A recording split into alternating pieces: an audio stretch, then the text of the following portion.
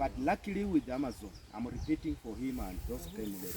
Amazon, uzuri wake, that soil is draining. It rains, but it drains. Lakini sisi, it rains and it locks. Then what happens when the root, you know, the root soil ikiwa imejaa the water, yani the root zone iko na maji, what happens? It pushes out the oxygen.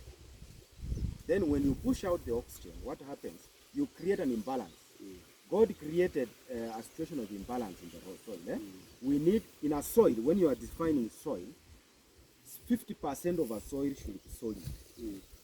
Hiyo maani ni nini? Solid, nikisema solid tunaelewa. 25% should be water. 25% should be air.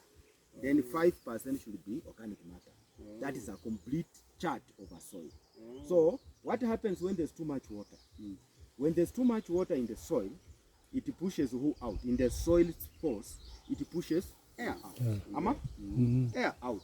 Then the parts that were under the soil spore, the pores that were supposed to be filled by the air is now filled by water.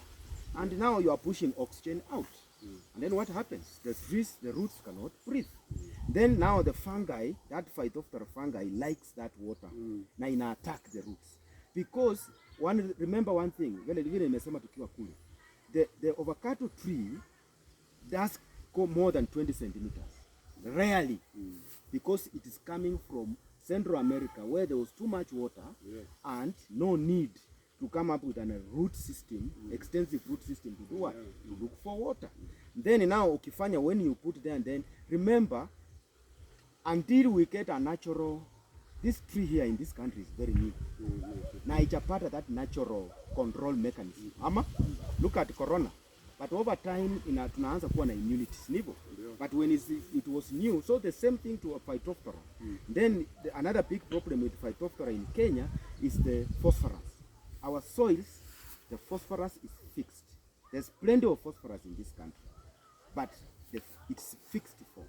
Look at even politically, even the address ya Ruto, the first address in this country, he was talking about DAP. It's phosphorus. Why? The phosphorus we have in this soil is fixed, so it is not available. Then Phytophthora likes that kind of a place where there is the phosphorus is fixed.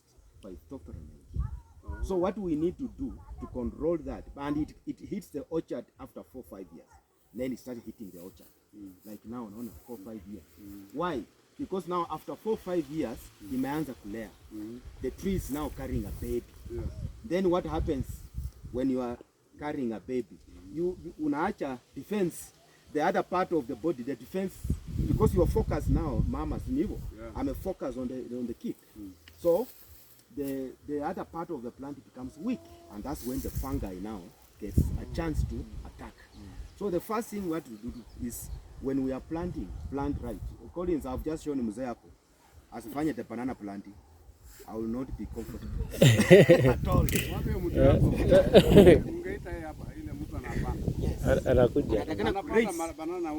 We should not, we must do that to improve the drainage.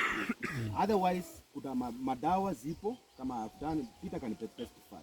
I went with them and we walked together from last year. Kuna dawa, I said it called barley. Kama umeona, in a silicone na calcium. To help, what happens with that dawa is it now encourages the roots to come up with their own internal mechanism. Because a fungi is external, then the root should come up with a